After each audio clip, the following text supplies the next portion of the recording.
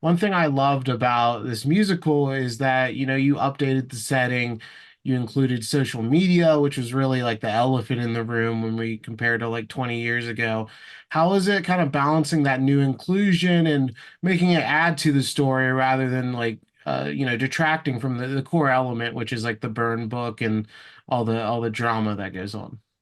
Yeah, it's true. I mean, we didn't want social media to be kind of like this gimmicky thing that like we hit everyone over the head with, where it's like, okay, we get it, phones, but we wanted to incorporate it in a realistic way. I mean, the first step we did was we actually went to Arturo's old high school and we spoke to the kids about like how they actually, Because use their phones and social media every day.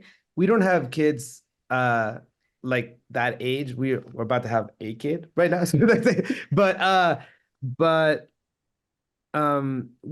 we you can't just read an article about what kids our lives is really like, we wanted to kind of talk to them, like to the source, and be like, all right, what's it really like, it was just like one of the things that struck us so much is how nice people are to your face now, but how vicious they are to you online.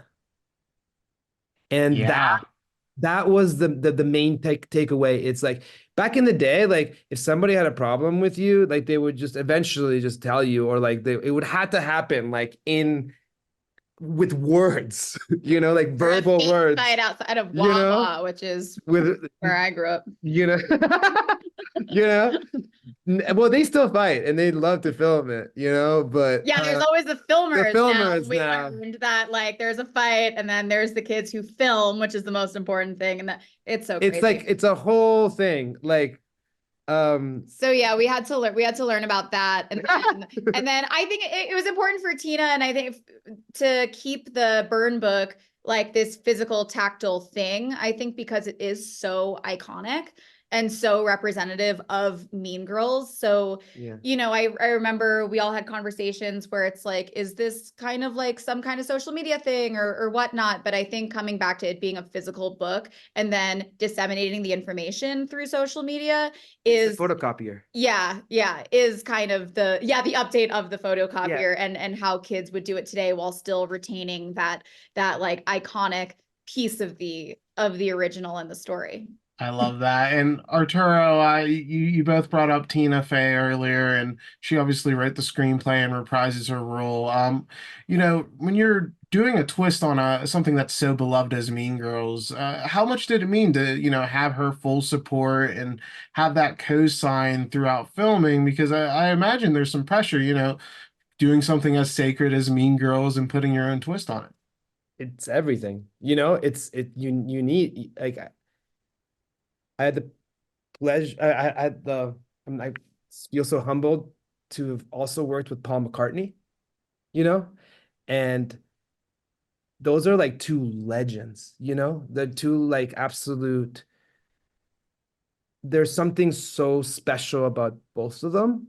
You know, that I think it's not just knowledge, it's instinct, it's heart, that you learn from these icons, and to have I think you their also support. always say their willingness to collaborate, Yeah, you know. their ability like to listen, like they both listen so well, you know and I think that that's something that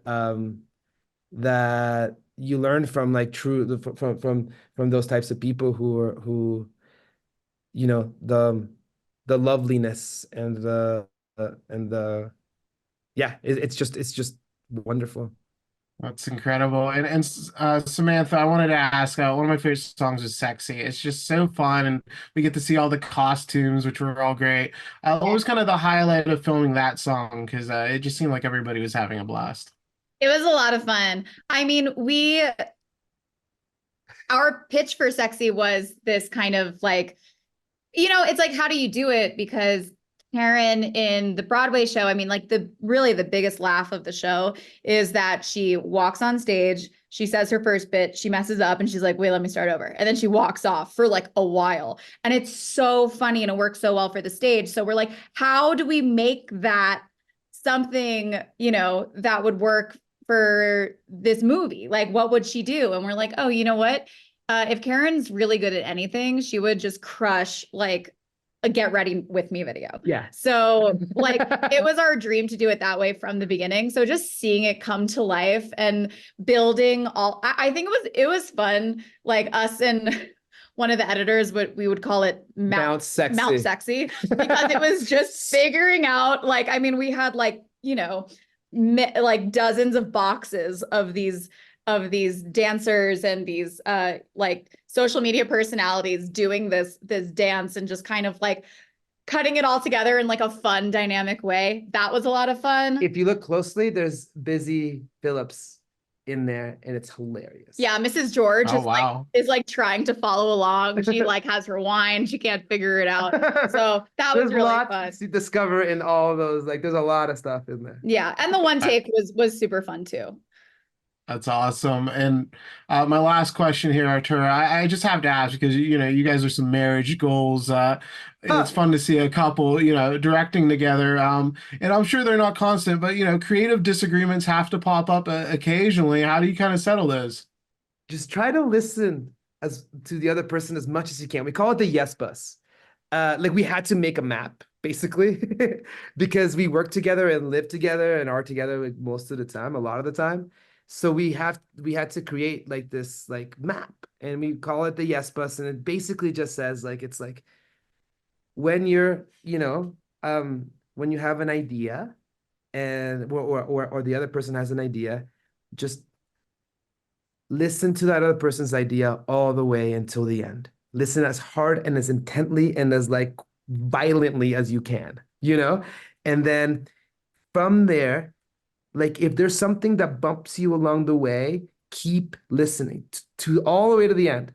And then once they've told you the entire idea, then you can be like, oh, you know what? That thing that like you said, I don't know about that thing, but what did you say about that's an amazing little piece of nugget that I never even considered. You know, that's what usually happens, you know?